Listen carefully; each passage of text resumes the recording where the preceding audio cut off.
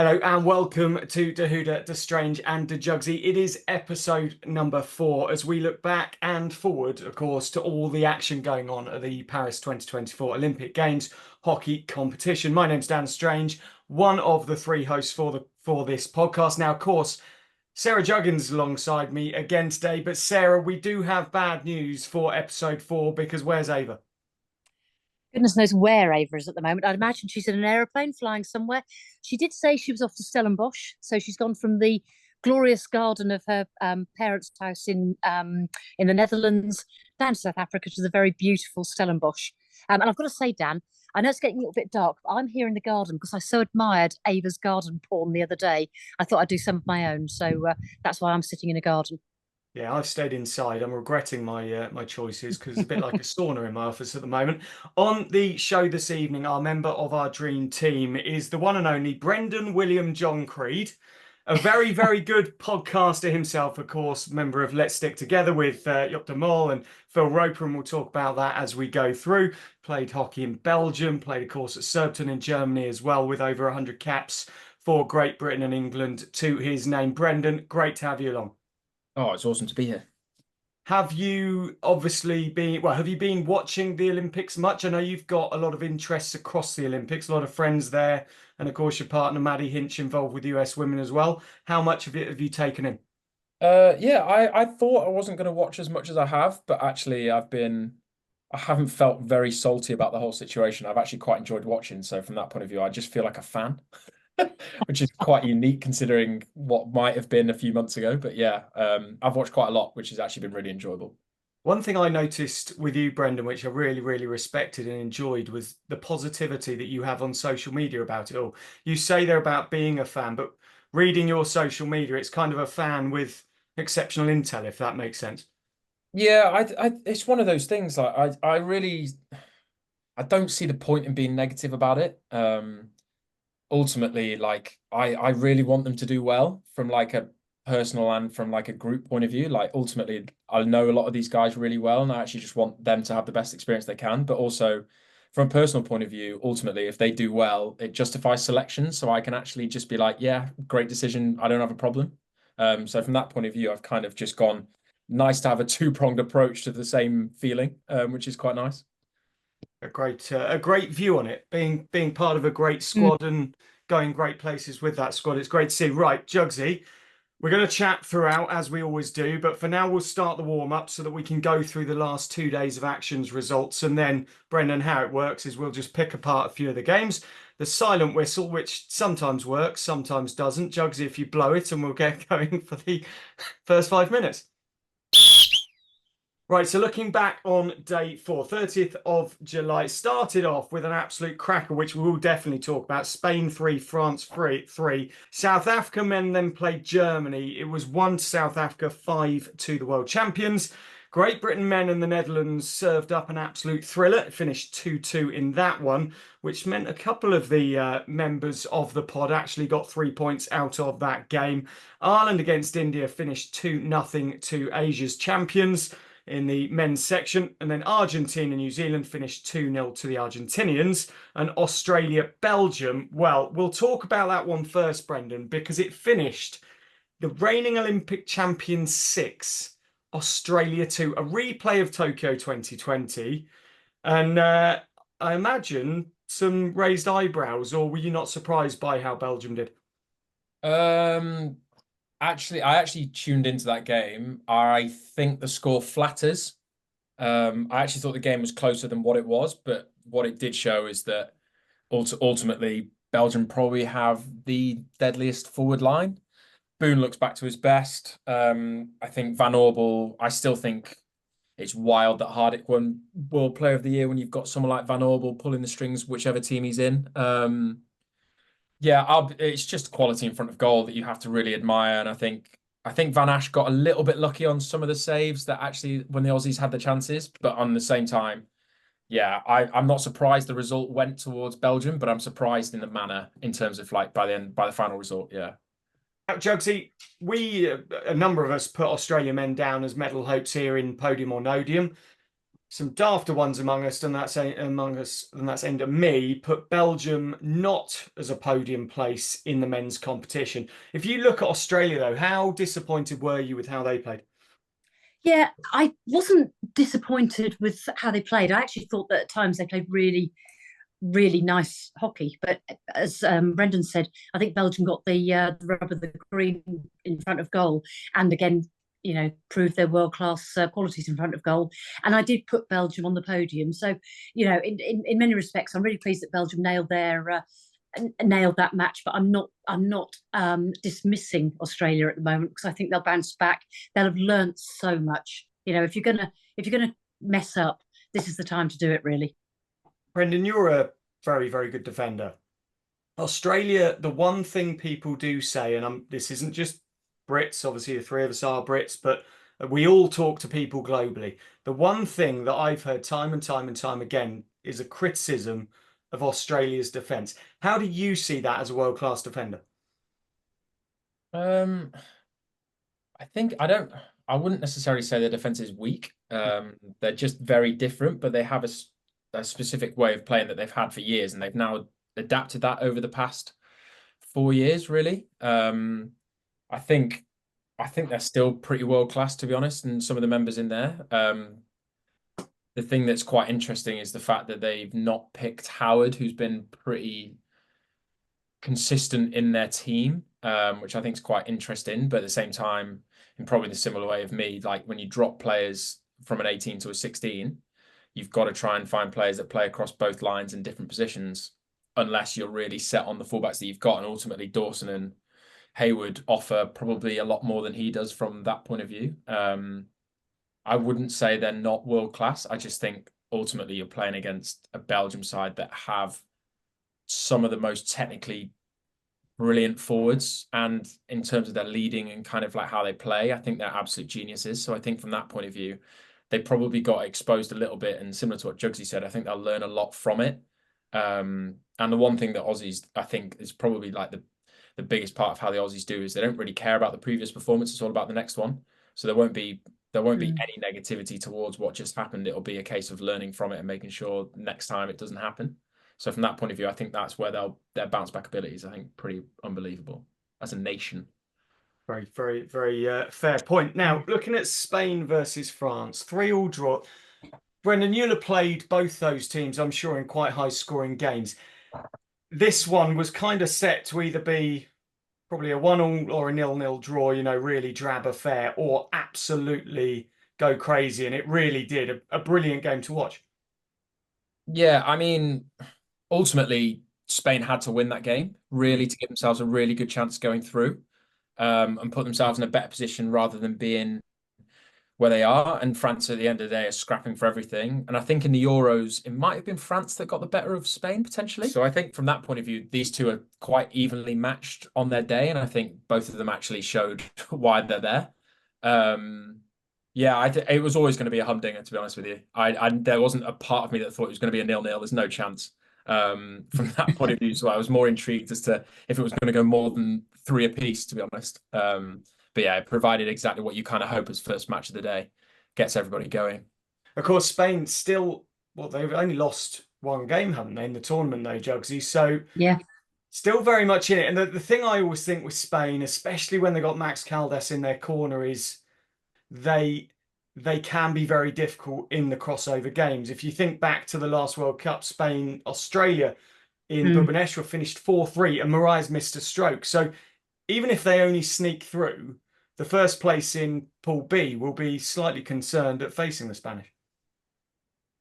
Yeah, I mean, it's what I think we said this in the very first programme. I called Spain disruptors, and I think that actually almost does them a disservice, because they're more than that now. They're a consistently high performing team, and I think that Max has built brilliantly on what Fred had been doing with the squad. There's a really nice mix of, you've got Morales and people like that who've got all of that experience, but you've got the really incredibly talented youngsters coming through as well. And then you've got the Argentinian, whose name I've completely forgotten, but he's such a pivotal player for that Spanish side. So they've got they've got a really nice blend of players. And I think a lot of teams are guilty of underestimating them sometimes. Yeah, Manini was the player you were thinking of. Right, we're going to finish That's the off one. Yes. day one because we're massively overrunning, and I've got to not say apparently we have to rattle through this quickly because we come under criticism on social media excellently. Thank you, Max, for that. Great Britain versus Netherlands, though we will finish off just talking about that one. 2-2, a very evenly matched game. I thought I was literally sending a text or WhatsApp to someone to say, haven't Great Britain defended well? And as I went to put well, the Netherlands scored. Netherlands went 2-0 up, and then, of course, Great Britain did what they did. Lee Morton, the hero of the hour. Juggsy, starting with you. You put down 3-2 Great Britain win. It was always going to be close, though, wasn't it? It was always going to be close. I just thought that we would sneak something, because I think what we've shown in previous games is this. Over here in the UK, we still call it Fergie time. You know, what can we get in those final seconds? And yeah, I mean, it was everything that it was ever billed to be. They're two teams that I think both of them could, finish on the podium, and they showed a lot of quality in that match. There was a line in commentary, in fact, in a couple of the games in commentary, Brendan, about 5 or 6 minutes left in a game when it's close. And a line today, it was actually in the Germany match against the Netherlands earlier, where the commentator said, well, have they done enough now with 6 minutes left at 1-0 up? And I think to people who maybe don't watch hockey regularly, you almost would put it in a football context that if you've got control of the game at 1-0 or 4 or 5 minutes left, you probably are nearly over the line. In hockey terms, I mean, I've made the error, Brendan, and you'll know this, of saying with 45 seconds left, well, the game's in the bag for whoever. What goes through a player's mind now at international level when it is, the last 4, 5, 6 minutes, or even less than that, and you're still in with a shout, maybe even 2 goals behind? Probably not much really, other than what's going on. I think Yeah. like what Rio, Germany versus, was it New Zealand? Yeah. With the last second goal. Like, I think there's we're now at that point in this sport where it takes 5 seconds to get down the other end of the pitch. I don't think you have an opportunity really now to switch off at any stage. I think it's one of those lessons that you either learn really, really badly in terms of it goes against you, or equally you learn because you're the ones that are scoring with 5 seconds left. I think we're a sport that doesn't necessarily die. The game just doesn't die out really. So I think from that point of view, 6 minutes is a long time. 4 minutes is a long time. Turns out a minute and a half is a seriously long time for this sport. So I think, yeah, you just can't focus on anything else other than until that final whistle goes. You've got to keep going. It's quite unique, I think, for maybe rugby's about the only other one that I think is probably quite similar. And basketball to an extreme, but they're able to stop it and be a bit more strategic with it. Whereas for us, it's not necessarily that easy for that. But I think rugby's the only other sport that provides the same thing of what we have. It makes for such an exciting end, doesn't it, as well? Because even, like I say, even with 9 seconds left, if you can throw an aerial, get it into the circle and win a penalty corner, you've got yourself a scoring opportunity out of nothing. Yeah, and especially with the way aerials now umpired, it's literally a toss of a coin. So you'll see everybody just chucks an aerial. They just chuck an aerial. There's no real thought on it. And they just force the umpires to realistically toss that coin and just decide what decision they're going to give. Because ultimately, the way the rule now is an absolute scramble for whatever it could be. Like, no one really knows. I don't think half the time the umpires even know, because it's because there's so much, what's the word I'm looking for? There's so much of your own discrepancy that changes everything now. So I think we've gone quite extreme with it, but as you say, ultimately 5 seconds left and you've got someone who can chuck a 60-yard aerial. Brilliant, chuck it in there, let's see what happens. And also what I've been noticing is as well, players will now ask for a referral, like they'll save the referral and then they'll ask for a referral, and it'll be for everything. So the umpire is just looking for anything that happens in that sequence of play, which has been a really interesting thing as well, I think. Yeah, well, too many times teams have been penalised for trying to be too specific. But ultimately, people then just go, yeah, can you find a foul in there? And that's it, and throw it open. Because I've seen already in this tournament that if they ask certain questions, they don't get the answer, but there's going to be like a prior foul, but they don't look at that when you ask a specific question. I do think, as you say, they're actually putting up on the screen and then letting the team, umpiring goes on, rightly so, about the third team. So let it be a third team. Let them stand there, communicate with each other. Granted, probably push the players, not literally, but to one side. Do you not think do you not think that would be far more an open way to do it and probably come up with better decisions? Yeah, what I really enjoy about like the way rugby does it is ultimately the third umpire says he's seen something. They then go to the video. They're all sat and they're all talking. They all agree on a decision, and that's it done. Mm. So it's all, as you say, it's all in the open. There's a real team effort from all three of or four of them in total in rugby. It's like, oh yeah, that makes complete sense. Mm. I just find it interesting that, especially when you've got a reserve umpire as well that's sat on the bench, that doesn't really contribute as much. It'd be really interesting if they gave them a screen as well. I Mm. just think there's an opportunity to basically get more consistently right, and I think we're missing a trick with it. Right, we're halfway through the scores from well, we've done day 4. We've got to do day 5, and then we'll go on to predictions. We'll go through these. Argentina in the women's section against Spain finished 2-1. Really interesting there because across the board, Juggsy got that right, picked up 3 points. No one else did. The rest of us all, well, two of us got 2 points. One of us definitely got nothing because I actually said Spain would win. South Africa women, Great Britain women, will come back to it. Finished 2-1 to Great Britain. Wasn't the greatest game. Great Britain get their opening win. South Africa didn't get anything after being predicted that they might do. France versus Germany women, resounding win for the Germans there, 5-1. Australia women against the United States finished 3-0 to the Hockeyroos, a comfortable win from them. Same result, 3-0 for Belgium against Japan. Germany against the Netherlands men earlier on today was a really intriguing match. Finished 1-0, Nicholas Felland with the only goal. And then later on, behind closed doors, because of the weather, Spain 3, South Africa 0, and Netherlands women 3, China 0. Juggsy, I know you sat down and watched some of the games. I know you had a very busy day as well. Which of those sort of stood out for you in the ones you saw?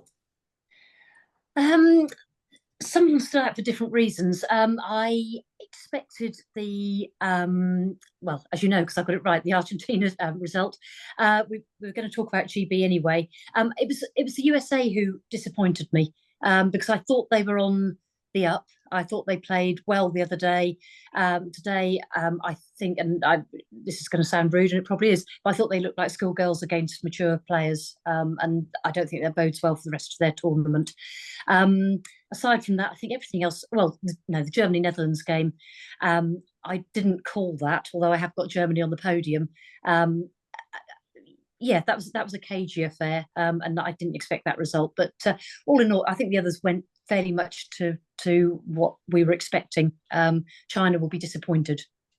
The brilliant thing with the Germany-Netherlands results, Brendan, is the only person on our podcast who called a German win was the Dutch person. Ava de Huda, who's been staunchly against the Netherlands at times in this competition, went staunchly against them again, and she collected the win, although not the right points. Just to come back to the USA, and the point you made, that's not something that can be levelled at the USA since Dave Passmore took over, I think is fair to say.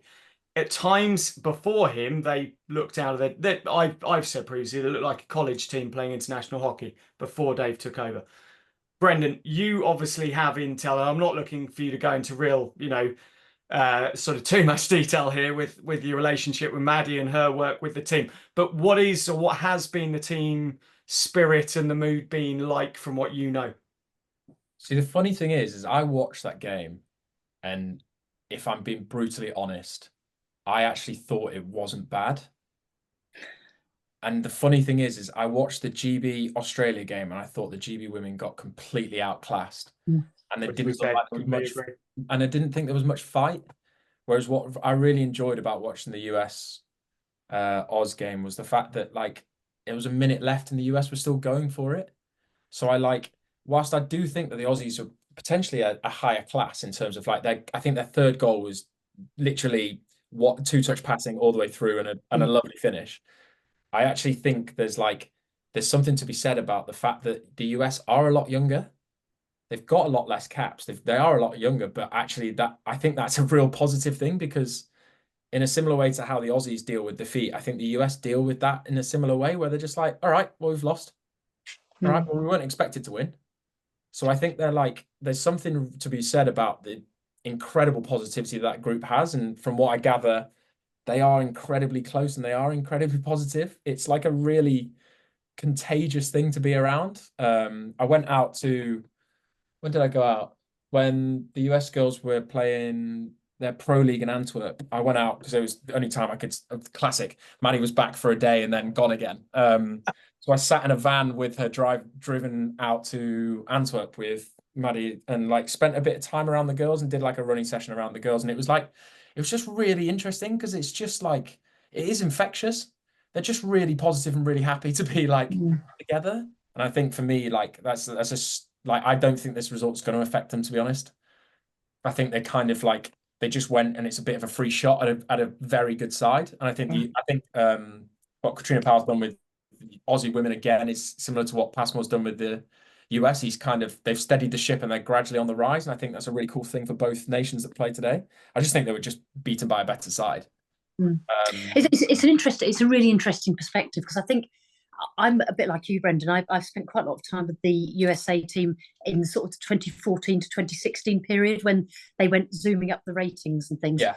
And from watching them the other day, I thought that was going to be the start of that again. And that's sort of what I'm saying. I didn't think they'd quite built on what was previously quite a strong performance.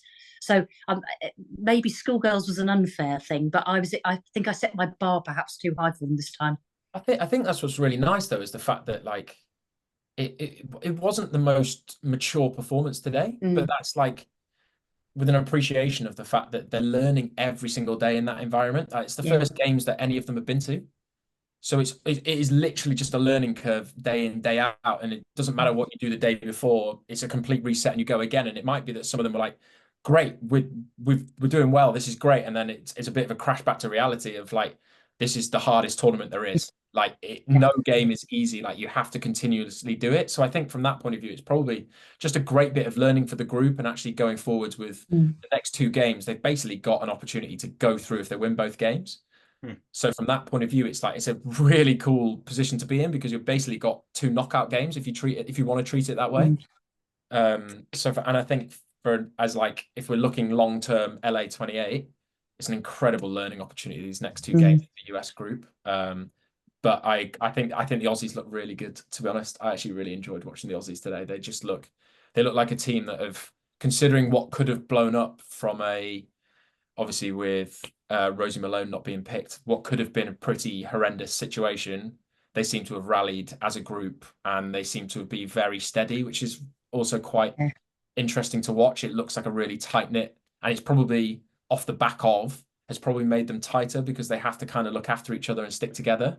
So from that point of view, it's also really interesting to see how they'll do against the better nations as well. I found it amazing, the resilience with Rosie, that I believe, if I read it on her social media, she was asked to play Australia A against the Hockey Roos to help prepare them for Paris, and did. And with all that going on and all that, you know, Brendan, we've spoken about it, how difficult it is to miss out on these things. You know, to turn up and be, if you have to, if you're going to do that, be a positive force within it, as you mentioned earlier. You know, you can't just turn up and start going and trying and knock 7 bells out of people, because it doesn't work like that at that level. It shows either some resilience or something even stronger potentially. Yeah, we're a unique sport because that happens more often than you think. So like 2018 World Cup, selection was on a certain day. The day after we were in, just the squad and the reserves, and I had to, as a reserve, coach some of the players in the squad to inject because they didn't pick enough injectors. So like that was my role for the hour and a half corner session, was myself just basically coaching, which is like, when you actually like break it down, it's pretty like heartbreaking from like a personal point of view, but also at the same time, like it's my role. Like ultimately that is your role. Like it's what you sign up for without really realizing you sign up for it. Yeah. And that, like, similar to like what Rosie will have had to go through, where you're like, this is crap, but ultimately if I don't do this, actually, is it probably one fair to the group, because someone else is going to have to do that role. Someone's going to have to do that role. Ultimately, the best person that can do it is going to be Rosie. So it's like, it's actually really difficult, but it is part of the job description, as much as you don't want to appreciate it and probably agree with it. Like it is. And that's the bit that like, we were kind of, it sounds really funny. We were hoping as like the reserves that we were going to play as Spain, for example. Like we were really hoping, put on a Spanish accent, give a few swear words, like that kind of stuff where it's like you can make light of that situation, but also there's an appreciation also from the girls that have been selected and from the guys that have been selected for ours of like, it is a crap job, but ultimately someone's got to do it. So from that point of view, like I'm not surprised that she was asked to do it and did it. It's just a real appreciation for the fact that that must have been crap, but it is part of what we do. It's just something that you just kind of have to get on with, and that's the really hard bit I think sometimes that people probably forget and don't appreciate out from the outside looking in, whereas from the inside it's definitely appreciated from the guys who get selected and the guys who don't. It's like just because you're not selected doesn't necessarily mean the journey's over. Yeah. So it's like, right, okay, so in the same way that an injury, like, it's an opportunity to then get yourself physically better than what you've been previously, in the same way that selection, I tried to like view it that way as well, of like, right, okay, well, if I'm not selected, clearly I'm not good enough at something. Tell me what it is, because if I've not seen it or if I've not written it down, I need to know.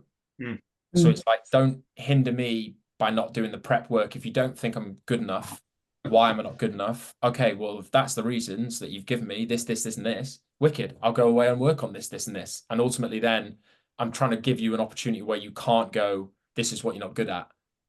It's an opportunity is where they go, oh, actually, yeah, you've worked really hard on this. Actually, yeah, you do deserve your spot. Wicked. And you're like, great. It's just, unfortunately, like for someone like Rosie, for like someone like myself, where I'm a better player than I was 3 years ago, but the squad's also better. So unfortunately, I fall short from that point of view. It's like, but I'm not a worse hockey player. I argue I'm a lot better hockey player than what I was 3 years ago, but also like just because I've not been selected doesn't necessarily mean I'm not good. It just means that the coach sees that someone's better fit for the group. And that's like, it's quite a weird place to be when it's subjective. It's like, actually just keep plugging away at what you're doing and kind of just make sure if you want to find out the right, you've got to ask the right questions to get the right answers sometimes. And I think it is the psychology of, I find fascinating as someone who's done an undergrad in psychology whilst being on the program. And then I've spent a lot of time with the psychs that we've had. I find it fascinating because it is so much of your day-to-day mindset is through basically just working on yourself and trying to work out what works for you, but also like making sure you kind of continually don't waste the day. It's a really weird headspace in the fact that you're also then competing against everybody else that you see in, day out. It's fascinating. Your whole outlook on this, to share something sort of beyond what we normally talk about on the podcast, is brilliant, because actually it's the crux of why this podcast was set up. Was for everyone on this podcast, they've all missed out on the Olympics in some way, shape, or form. So it's really interesting to actually discuss it as you are. We've all got disappointments around Paris, whether it's playing, commentating, writing in Juggsy's case, umpiring in Kelly's case, all sorts. It's a fascinating point, and also the point you made there about that there is stuff beyond it. The Olympics essentially in 2 weeks' time will be in the rear view mirror for everyone in whatever way, shape, or form they've been a success, a failure, and I say that very much in inverted commas, whatever it may be. Now, what that means in terms of the points, which we will show you on the screen now, is Ava de Hooder's first day of the two that we predicted was an absolute shocker. She got 4 points from the 6 games. However, she still comes out of it overall with 16 points, because day 2, today she absolutely flew. So at the moment, Sarah Juggins, de Juggs' team, 55 points. This is, of course, before any points are deducted through this pod. Ava de Hooder's on to 53. She scored the lowest of the 2 days, 16. Everyone else scored 17. I got 51. The dream team, Brendan. So there is a bit of pressure on you now. I've closed the gap at between bottom and top. They're now on 47. So an 8-point difference. And don't forget, we haven't told you this, but I'm not sure if you've listened. You can lose points in this pod. You can lose points for flagrant national bias. You have been talking about us in terms of your team. I'm going to let that slide. Because you gave such amazing intel in terms of being part of the Great Britain team. So we'll let it go. At least you didn't turn up in Great Britain kit like Andy Halliday the other day. What was the other one? Oh, it's nicknames, isn't it? We haven't had many of them tonight. No. And then We've got an additional one, Dan. We've got an additional one for dobbing other people in and trying to get the points stocked. Well, to be fair, this is all Ava de Hooder's fault, right? We only came in with 4. We came in with 2 words that you can't say, which we haven't told anyone. If they come up, we'll let you know. We'll dock the points. Ava was, what was it? It was gloating was one, and the other one that Sarah just said. And she basically trying to get points taken off people and gloating about how much of a referee's darling she is, basically. So that's how the pool stands. Oh, our pool stands at the moment with Sarah Juggins out, 2 points clear of Ava Dahuda. We're now going to go on to the predictions. So, Sarah, blow your whistle and we will get started. Don't worry, Brendan, we've got sound effects that go in at the end. So, looking at day 6 predictions, 1st of August, fresh month, fresh outlook on life, birds tweeting in the trees. And we're going to start with, wow, what a game. India men versus Belgium men in Pool B to start with. Brendan, I'll come to you first. For the dream team, what's your prediction? Belgium win. Score? Oh, 4-2. 4-2 Belgium. Okay. Well, Ava went 4-3, Sarah. I won't tell you what I went until you've called yours. What are you saying on this one? I'm also a 4-2 Belgium. 4-2 as well to Belgium. So we got 2 wins in favour of Belgium. Ava went a win in favour of India, 4-3. I've gone a 3-3 draw. Oof. New Zealand versus Australia men. Sarah, where are you going on that one? I'm going 4-1 Australia. Okay, you're matching Ava Dahuda. Brendan?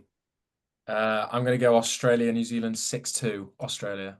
6-2 Australia. I thought you were going New Zealand for a second. I was going to say brave call. I'm going 3-1 Australia. So we're all calling in favour of the Kookaburras there. Right, France men, tails up, home soil, the Marseillaise being belted out at the Yves de Manoir against Great Britain. What's the score for you, Brendan?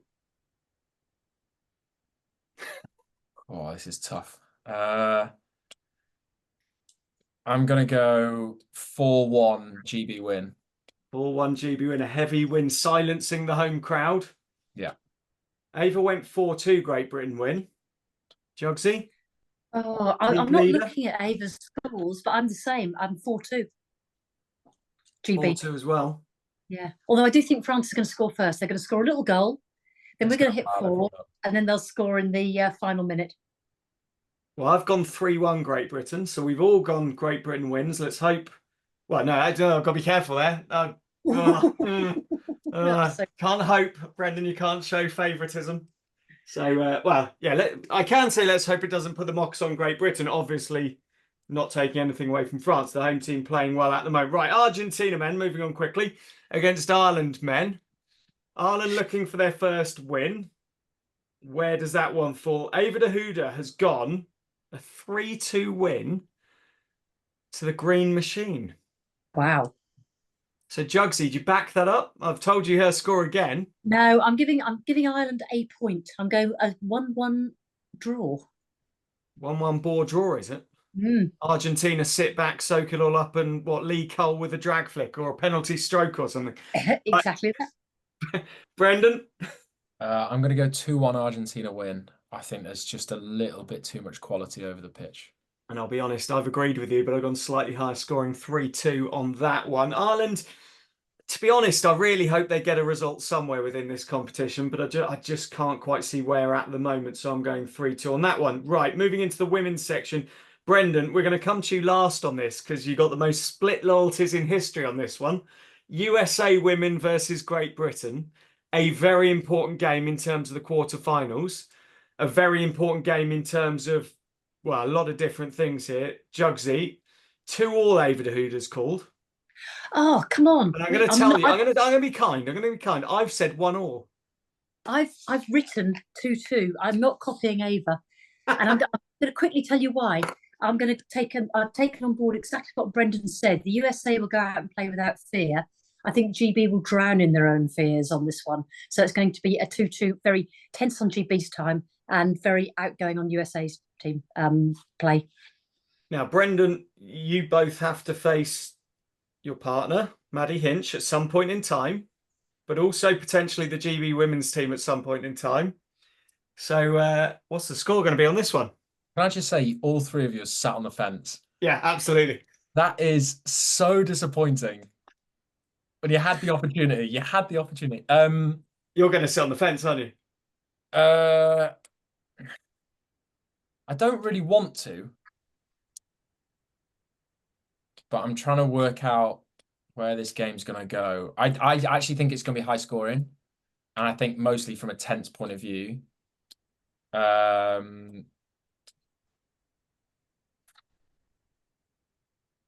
Attention. I think it's more that I think it's going to be 3-2, but I genuinely don't know who to.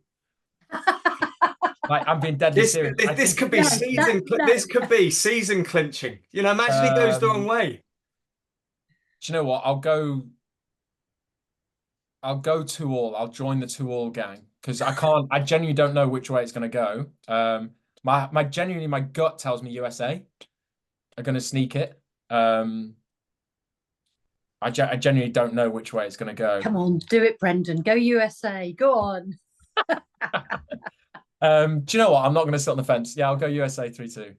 USA 3-2. I think so. I think like we're genuinely like I think what's will be really interesting is this is a make or break game for the GB group. Yeah, I think it'll be really interesting to see how they cope with the pressure of it. So I actually think it'll be really interesting from just a game point of view, because realistically Spain are also not guaranteed to go through at the moment. So I think it will be like quite a tasty affair to kind of see where both groups are at this stage, if that makes sense. I think the interesting thing from the USA's point of view is Dave Passmore, if he came into the year saying, yeah, come the 1st of August, we could be playing against Great Britain in a game that if we win, we really have a chance of qualifying for the quarterfinals and qualifying for the quarterfinals in okay fashion. I think that will be a huge motivation to that team because I think they'll feel very much like they sort of going away from the comment Juggsy made earlier. They very much deserve to be there. Okay, you have a bad game, but you very much deserve to be there. Yeah, it's nice to go in the game, that kind of game, a pressure game as the underdog. Something, as like Juggsy put it perfectly, there's something freeing about it. I think that's what is the real threat to GB is the fact that GB's pedigree and unfortunately the way the country views the GB women's side still at the moment, there's a lot of pressure on them to perform. And I don't necessarily think that's helping this group because this group isn't the same as the 2016 group. It's not the same as the 2021 group. It's still a new group. It's like actually appreciate that this is a different group and actually value people for who they are and the individual traits they have rather than comparing them to previous results, I think is something that unfortunately we're as a nation, regardless of what sport we're very good at, is comparing teams. And I think that's where we've probably put on more pressure than probably what we should have done as a nation. In my personal opinion, anyway. Pepper predicts is about to happen. So it's Japan women versus France. So you don't get this level of production, I'm sure, on Let's Stick Together, Brendan. I'm sure you're not used to this. Oh, that out and out. Did you see that? Yeah, but we can't see which team that is. Oh, that's Japan. Japan. So Japan, Pepper says, are going to beat France, the host country. Is that the case? 2-1. She says 2-1. 2-1. She's not going very high predictions, but she's very, very adamant that Japan are going to win that. She hasn't barked yet today either. She was adamant on one the other day. She actually barked at the result. Right, Japan, France, Brendan. Surprise France. I was going to go something similar, but I'll go 3-1 Japan, France. I think Japan will finally score, which will be nice. Ava has gone, wait for it, and I need to suddenly check this. Ava's gone 3-2 to France on this one. I will double check that. Or you just won't leave it. I'll double check that. If it's wrong, I'll change the graphic. I believe she's gone 3-2 to France. If not, we'll leave it where it is. And... I can see that. Both teams on 0. France has scored 3. Japan haven't scored. I could see that, to be honest. My view with Japan is I think on their day, I've commentated on them a lot in Asia. I think they've got too much structurally for France, but maybe not. And I've got them down for a 2-0 win. So if you want to join in at home, hashtag Parisian Hockey Predictions is the hashtag, and at Dahuda Strange Juggsy Pod. We are on Instagram, and I did say that right this time. Juggsy, right, that brings us to the conclusion of the first day that we're predicting, day 6, and on to day 7. So, first up, day 7, 2nd of August, Saturday. No, Friday. Excuse me, Friday. I'm getting ahead of myself. China women versus Germany. Ava the Hood has gone China 1, Germany 2. Juggsy, agree, disagree? I know you have a bit of a bias towards China. I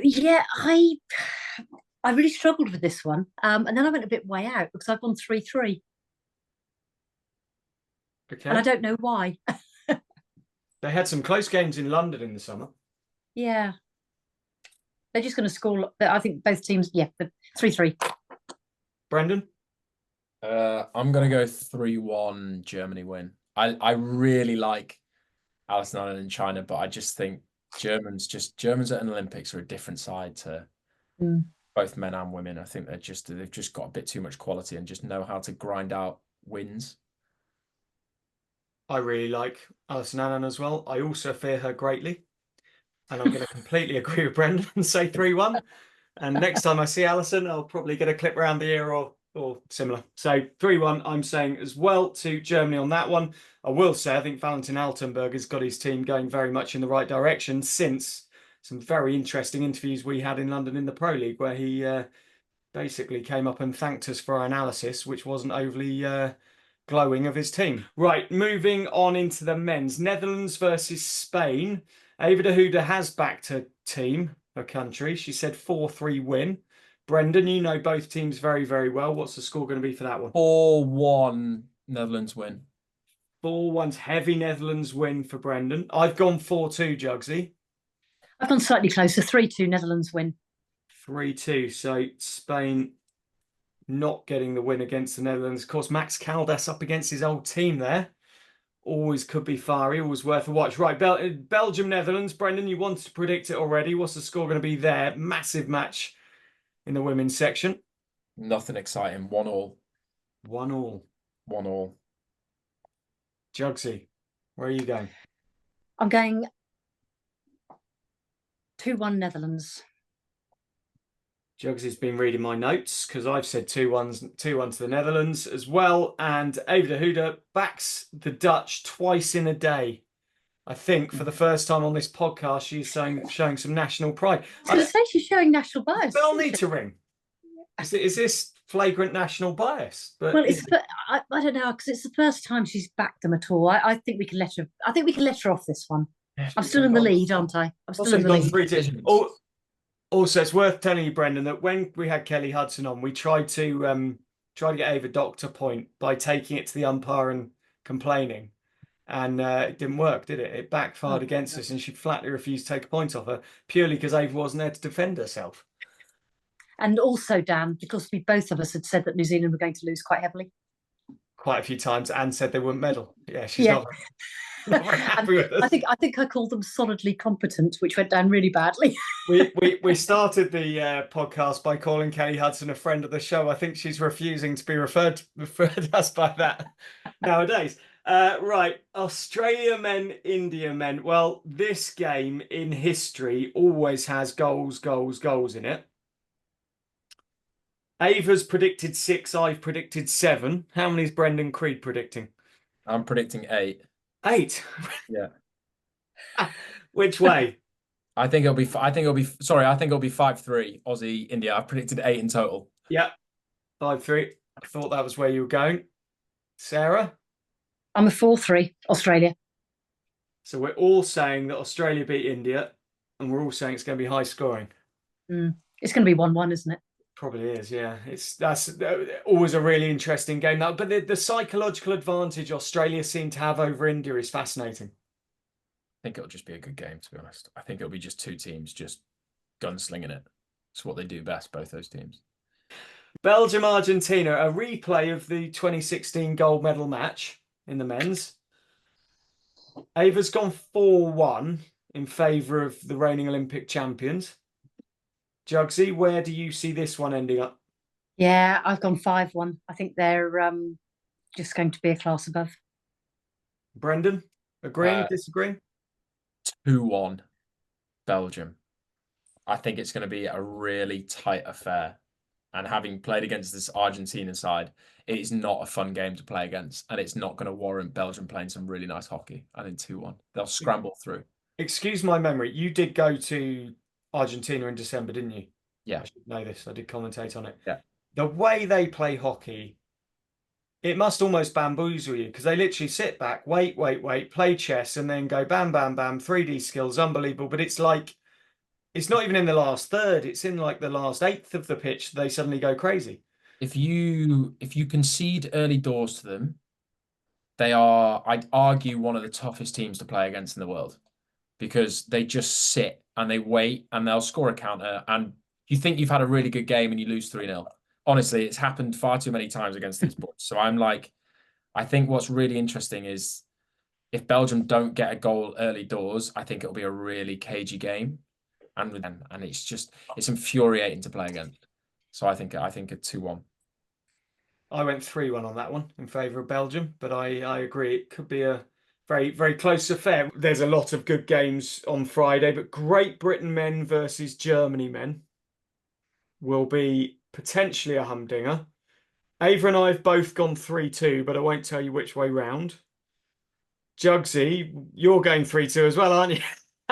So tell us which way, and then we'll I'll let you know one of the ways that Ava and I have gone. I've got crossings out. I've gone both ways so many times, but I've decided to go GB 3, Germany 2, even though I've got Germany as a podium team and GB not. I still can't believe there's been no silent bells tonight calling points off players, but we won't call you out there for bias. That's fine. 3-2. Brendan, where are you going? When's this getting released? Tonight. So what are we on? We're on the 31st of July. Hopefully, it may be tomorrow morning. So this will go out before the game. It'll go out the day before the game. No, I think it'll be. I really do think it'll be a draw. I think it'll be 2-2. To be honest, I think there's something about that game that just always screams to me of a draw. Even though both teams, and I think it'll be a final minute equalizer as well from whoever it is. I think it's one of those games. It's just. I thought you were going to call the actual player then. No, honestly, it'll be either Wardy or Velen that'll get the equalizer. I guarantee. It's just it's a scrappy game and a pretty important game. So I think it'll be, I think 2-2. I think is a fair reflection of that game. There's both, but either in the classic, like on their day, either one can win. So I think a 2-2 is fair. I was going to go 2-2. I also crossed out. I've gone 3-2. I've got to be really careful here because I've gone 3-2 in favour of Great Britain. Interesting. No, I'm not going to ring the bell because you're just predicting the score and you haven't used any nicknames. Although I did think a Wardy snuck in there, didn't it, at some point? That's pretty much his surname, isn't it? Yeah. Well, true. And I think it'll be a fabulous game, this one. I think the goalkeepers will be crucial, Payne and Danneberg. Danneberg, for me, is a fabulous goalkeeper. But to be fair, it could go either way. And Ava, just so you know, has gone 3-2 to Germany. So we've got to the end of our prison hockey predictions for day 6 and day 7. Juggsy, can you please blow your whistle on this one? An utterly useless whistle yet again. Which brings us to blow the whistle, which never really sounds, to just go through extra time and just chat around the first 5 days now of the Olympics. So Juggsy, give us the useless whistle.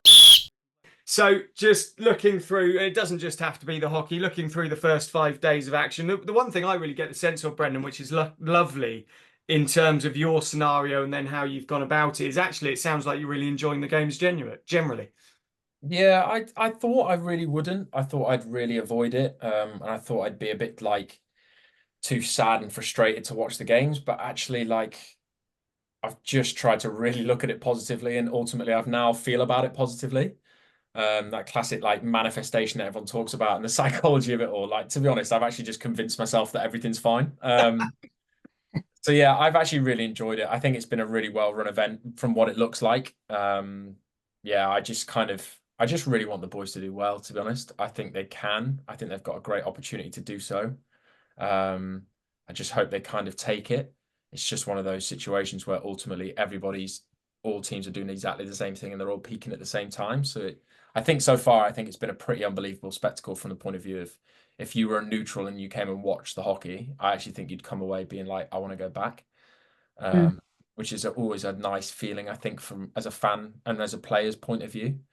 I don't know how much the tickets are, but I hope they're relatively cheap so that each stadium's just sold out, to be honest, because I think that makes a huge difference for people's experiences on the pitch, but also people's experiences off it. Because I heard there was from Dan Evans and Murray's game last night, there was like half the stadium was empty because apparently half of them left after Alcaraz's and Nadal's game. I just thought that's so, for what is essentially an outrageously huge game, in the fact that Murray's going to retire, I think that's absolutely bonkers. The celebrations were amazing. They're like two school kids, weren't they? It was great. Unbelievable. But that for me, like that also, like I know people talk about the Olympics not being big for tennis, but like anybody watching the tennis this year will see how much it means. And that for me, like says a lot. Like I think the football's a little bit different. I'm not really sure whether it is the right thing. Whereas I think for tennis, the beauty of the Olympics is the fact that whatever country it's in, the court changes as well. So I think it makes a massive difference as well from that point of view. So I think like for me, I think it's been great so far, and I kind of hope it just continues on this path. I think the inspiration side of the Olympics is what's crucial. You know, I've got two young children. I sit there and watch. What did we watch last night? The USA winning the gymnastics. Simone Biles finished off, and literally we're all like, "Wow, this is absolutely amazing! It's unbelievable." My children are going, "But who is she, Daddy?" And I'm trying to explain like the phenomenon that is Simone Biles. You know, and they love hockey and they're into hockey, and they, you know, my son's the biggest David Ames fan you've ever met in your life. He thinks David Ames is the equivalent of Pele. But it's actually nice to see them outside of a hockey structure as well and actually see other sports inspire them. Yeah. Oh, yeah. I've got to say, I've got a personal experience of inspiration because I watched Tom Pidcock win the mountain biking, and I got my bike out and I rode like Tom Pidcock. I was going for it. If anybody got in the way on their shopper, I was going past them, clipping their pedals. It was fabulous. I felt like a free spirit on my bike. Then I ran into some nettles and stopped. I mean, let's face it, not many people do what he could do. Oh, that was so brave. The courage of that final takeover was incredible. I think that's a do or die, isn't it? Like it is a case of you're either going to win this race or you're going to probably not come second. You're probably going to come further down. So I think like fair play, and especially like obviously with the puncture as well, like similar to the triathlete today, Alex. Alex Yee.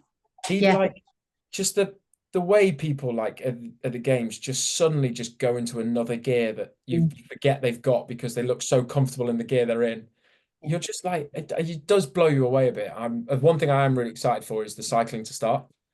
That for me is like, I think if I think of what the Olympics is, I always think of like cyclists because they were just so big when I was growing up that it like then became basically a national sport off the back of.